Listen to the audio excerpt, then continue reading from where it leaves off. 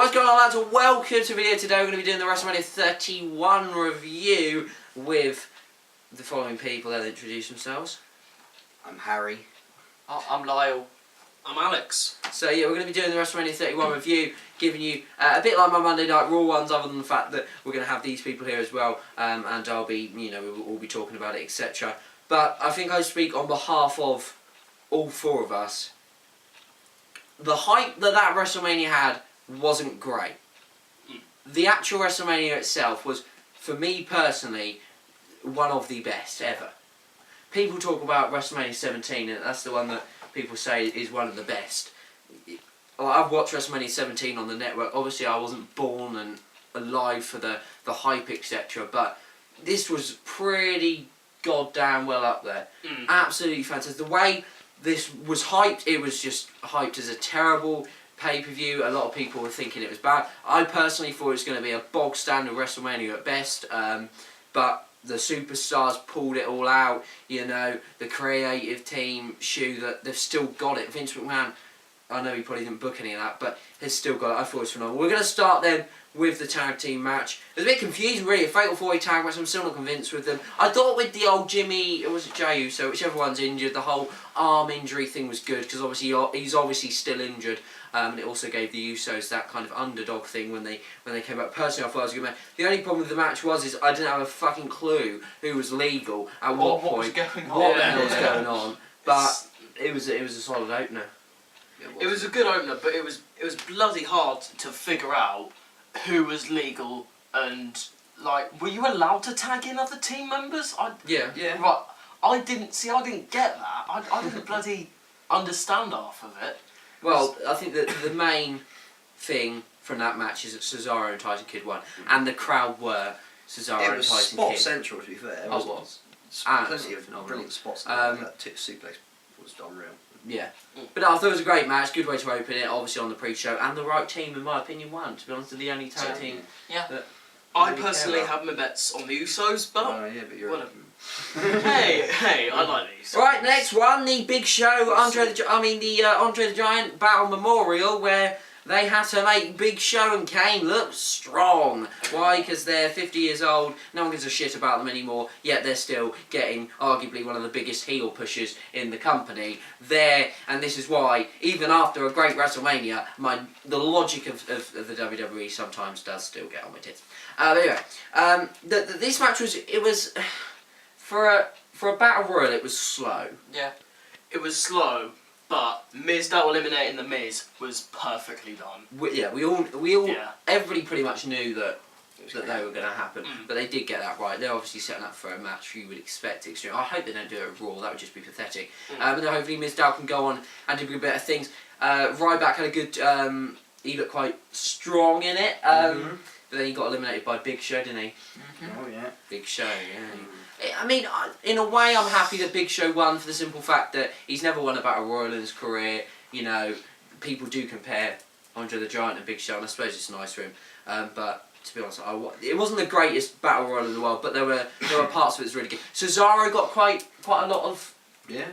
He looked quite good in the match. I'm trying to think who else was pushed quite far to the end. Can't really think of anybody, to be honest. Obviously, the final three were Mizdow and Big Show, and then they had the whole Mizdow eliminating Miz, and then the whole thing of close to winning. Yeah, them trolling us. He was biting his hand to try and eliminate him. But no, I mean, that's a pre-show match. It's the Andre the Giant thingy. I think it's lost a lot of its meaning after last year with the whole Cesaro thing, and then Cesaro having the torrid year of how he was used really after. I think that kind of let it down. But yeah, I mean, the pre-show I thought was a pretty good pre-show, to be honest. It wasn't too special, but it was decent. We then had the IC title match. Wow. After the match, I said match of the night. After some of the other matches I've seen, I literally every match on this card could be match of the night. It was that good. But starting off with the IC match, I mean, them 7 guys, they just left it all in the ring, all to try and make that Intercontinental Championship mean something. The whole Dean Ambrose doing the thing off the ladder where he demolished everybody. You know, the whole Luke Harper, was it a powerbomb through a That ladder? messed up Dean Ambrose. That really killed did. the guy. Yeah. Winner, Daniel Bryan. Personally, didn't want Daniel Bryan to win, but it will bring it will bring the prestige of the IC title up, won't it? And I suppose perhaps it got the crowd going and it started WrestleMania quite well. I honestly wanted Dean Ambrose when I thought he'd have been better to win it, but I think the IC title is massively overlooked. Like, it has a lot of history. People like the Ultimate Warrior. well, this is what they're trying to do, aren't they, with this Yeah. match, and this is what they all wanted to do in regards to with this. And the thing with Daniel Bryan with the champion is the fact that we could get feuds like Daniel Bryan Ziggler, Daniel Bryan Ambrose, bad news, matches like that. They're going to be absolutely brilliant. Like Ziggler and Bryan together in the ring are just on another level, to be honest with you. What a match though to start. Somebody's going to get killed doing a ladder match one day, I swear to God, because some of the stuff they do is absolutely extraordinary. Absolutely really entertaining though. That suplex off the top of it. Oh goodness me. Oh, what with Stardust and Bad News Barrett, and then Bad News Barrett landed on not on his head, but holy shit.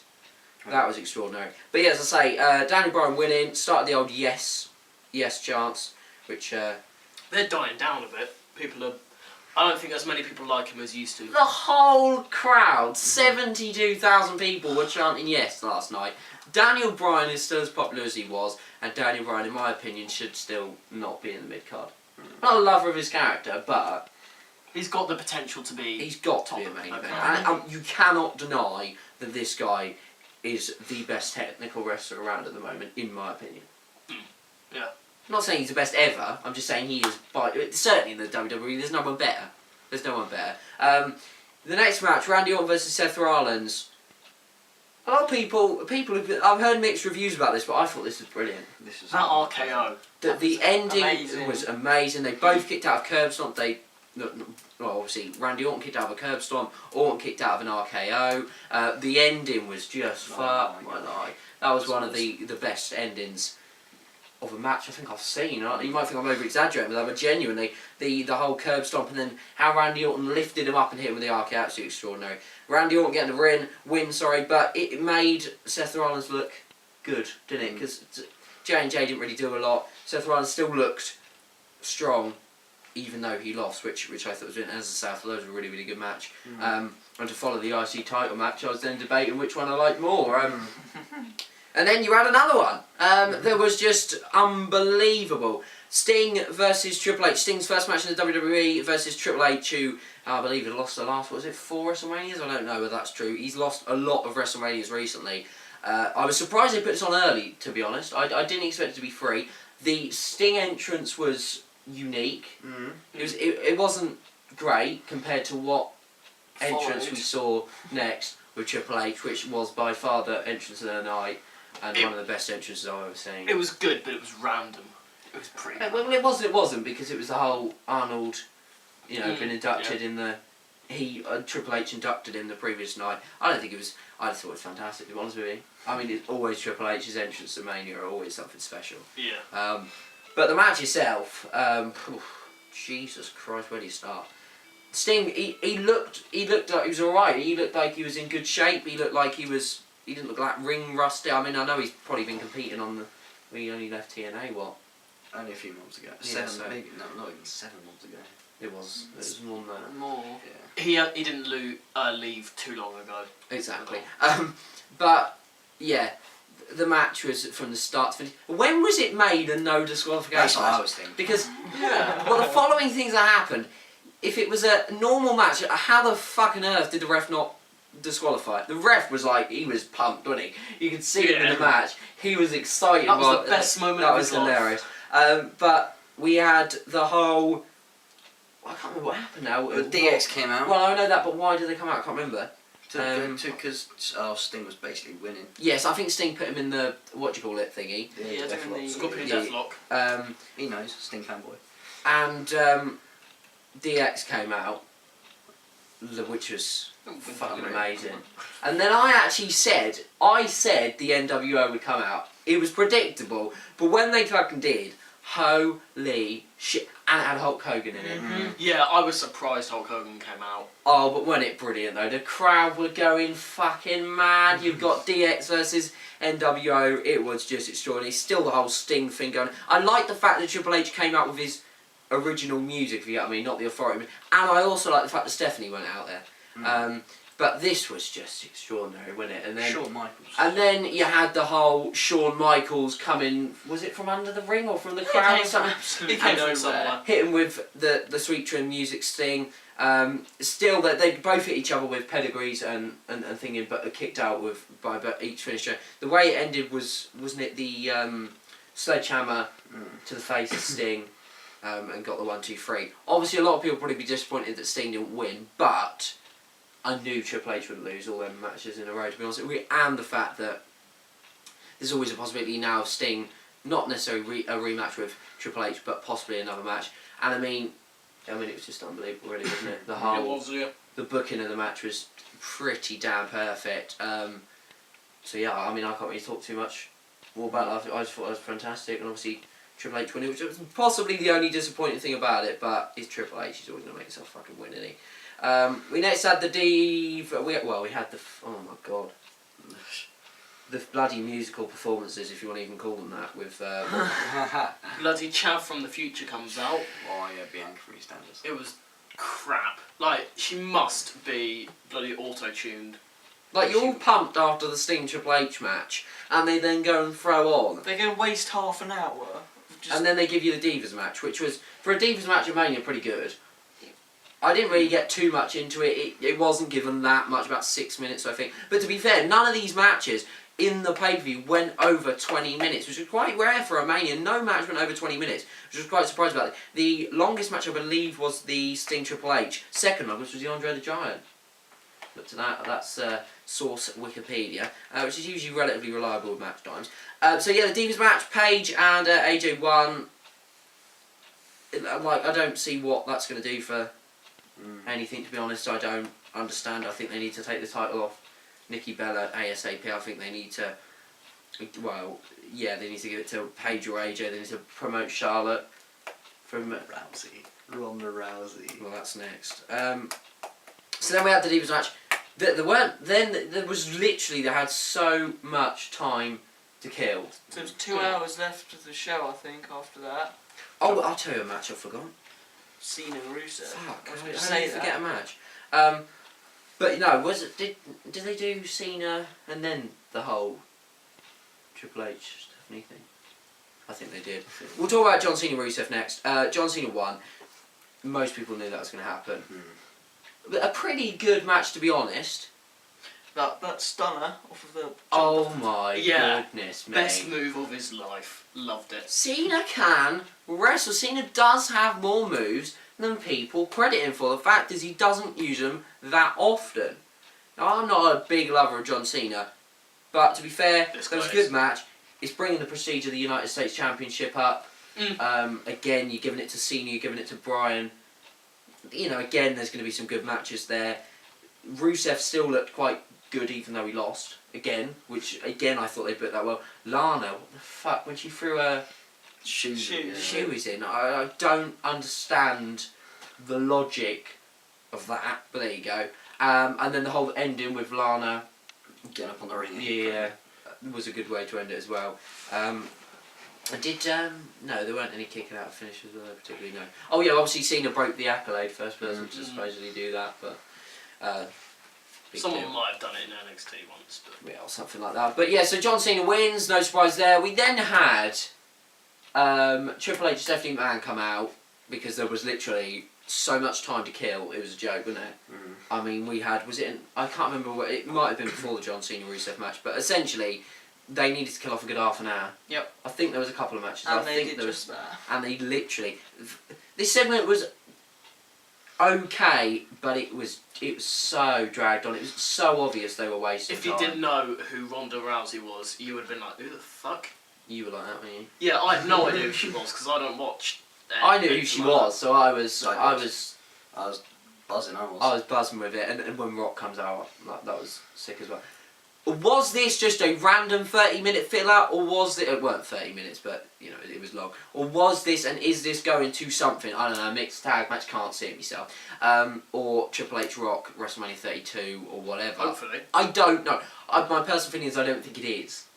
I just think this was just a random thing, but yeah, it done the job. It filled the time. Part of me wants to see Ronda Rousey, Stephanie McMahon.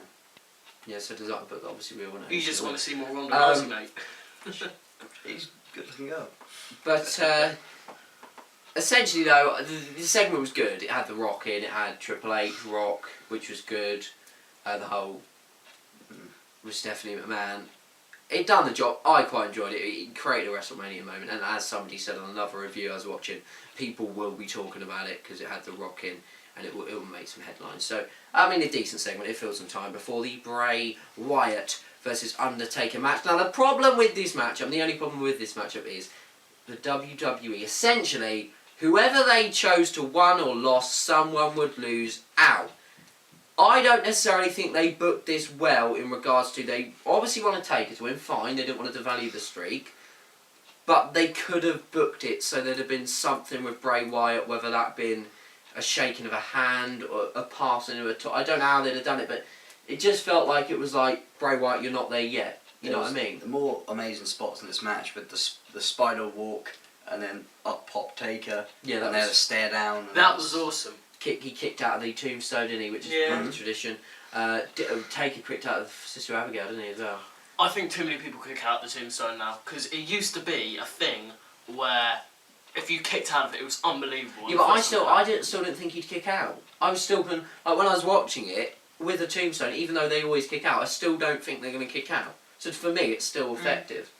True, yeah. So for me personally, but as I say, they couldn't really win with this, could they? Realistically, No. I'd have possibly picked Wyatt, but then I wouldn't want to devalue the streak. It was a difficult thing. Is that Taker's last match? No, he's got one more in him and then he's done. I'm not so sure.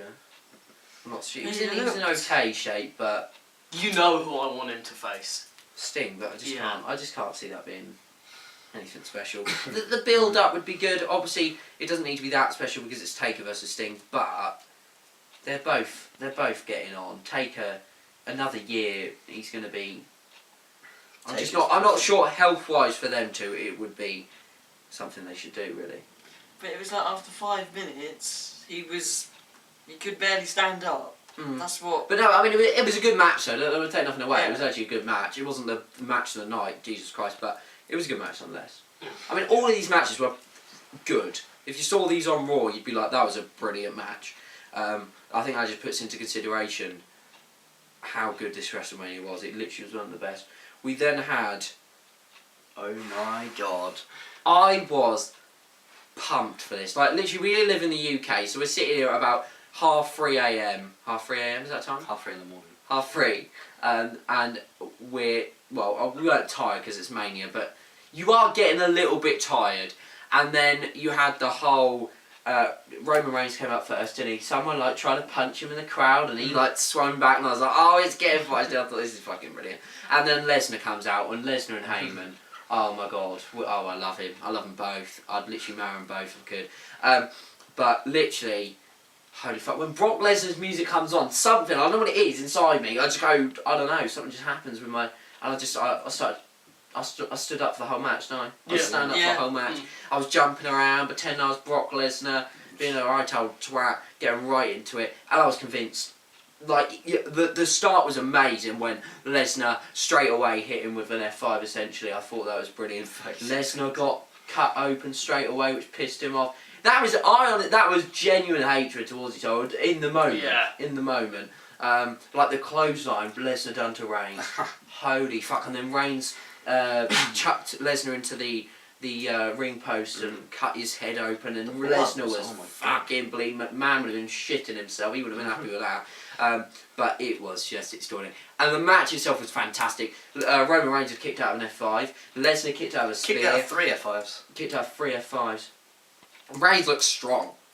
You know, that was their objective and that worked. He looked good, and at the same time as Roman Reigns looking strong, Lesnar looked strong, and both of them didn't walk out with the title, but they both still looked like, Lesnar still looked like an unbeatable force. He didn't get pinned. It was clever. And Reigns looked good, and I'm starting to... I've grown a lot more respect for Roman Reigns. Although I wanted Lesnar to win, and he didn't, but I can cope with who in the end did win. But the way they done it, like, people said it was predictable. People said, oh, it was predictable that Seth Rollins came out. And people weren't minding because it was so amazing. But I didn't think it was predictable. He ran out mid-match, cashes in his Money in the Bank. The ending was amazing. When Lesnar had him up for the F5, I thought, shit, Seth Rollins ain't going to do it here. Then comes Roman Reigns. Then comes Roman Reigns with a bloody spear. Then curb stomp. Curb stomp to Roman Reigns, and Seth Rollins is the champion, and he fucking legs it. Absolutely phenomenal main event, phenomenal WrestleMania. If you have not seen the main event of WrestleMania, you need to go and watch it. You need to, I don't know, find it on YouTube somewhere, or find it somewhere. If you've got the network, go and watch it, because if you need a convincing to why you should buy the network for $9.99, that is right there the best WrestleMania I've seen. Best I've seen in a very long time. In my lifetime that I've actually watched live. Better Obviously than I can't talk about WrestleMania 1 because I wasn't there and I didn't see all the hype, but by far, the people are talking about it is one of the best WrestleManias ever. You know, it was... There was no match that you look at in that list and you think, oh, that was a bit of a letdown. Not in the actual card. Some would say the Andre the Giant, but that was pre-show. The actual card, you cannot say anything let down. I like that in the pre-show they have started every year now to have the Memorial Battle Royal, because it brings a sort of tradition to WrestleMania. You're looking at sorry. Because like there was with WrestleMania, every year you knew you're getting a Taker match, right? You knew until, well, probably this year was the last one, but you know, every year you knew you were getting a Taker match, but now you know you're also getting an Andre the Giant Battle Royal every year. So it's kind of it's something on the card that you know is going to be there. I do know what you mean. And as you said, I think when it's going on, it's nice to get the roster involved gives in wrestling. Gives everyone a chance to prove themselves. Yeah. But holy fuck, I can't wait for Raw tonight. Raw after WrestleMania is always sick. The crowd is going to be explosive. The crowd weren't as good as what they were last year, to be fair. But, well, there were times they were, I suppose. But then it's difficult because there was no yes chance apart from the start. But WrestleMania tonight, is Sting going to be on it? I bloody well hope so. Is Lesnar going to be on it? If so, what the fuck is he going to say? Is Paul Heyman going to be on it? If so, what is he going to say? What is he going to do? Roman Reigns, what's going to happen with that? Seth Rollins is going to be holding the World Heavyweight Championship. Holy shit, a brick. John Cena, Daniel Bryan, Intercontinental US title. Are there going to be a rematch? Who knows? There's obviously going to be a WrestleMania rematch. That always fucking is. Big Show's going to be coming out with the fucking trophy, celebrating like a cock. You know, what's going to happen with Miz and Mizdow? Goldust and Stardust, so they've given up with that, or is that going to restart? Extreme Rules has the potential to be amazing. Yeah, I mean, you could see with that, I think there's going to be a Reigns versus Rollins match. So do I. I don't think they'll do Fatal 4-Way, although I want them to. I'd like a Fatal 4-Way. Lesnar, Orton, Rollins, and Reigns. I can't even speak. Orton looked a bit weird. I don't know why, but today he just looked a bit odd. What? No, he had his attire from 2005. Yeah, the red trunks. Yeah. I just thought. I thought it was brilliant. But anyway, Raw, as I say, after WrestleMania is always good. I hope there's a Divas title. I hope Paige wins a... Oh, no, they give it to AJ, aren't they? Anyway, that's essentially it for the WrestleMania review. Anything else you want to say? I know I spoke for most of it, but you know what I'm like. Yeah, because you haven't said anything. Come on. What's your thoughts? That's what I pull! Well, it definitely is one of it's the best WrestleMania that I've watched, and I've watched quite a few WrestleManias. Definitely, the main event was absolutely insane, and roll on Raw. Yeah. Roll on Raw. Well, that is it then. If you are new around here, subscribe for... we probably won't do a Raw preview because I've already kind of done it in this video.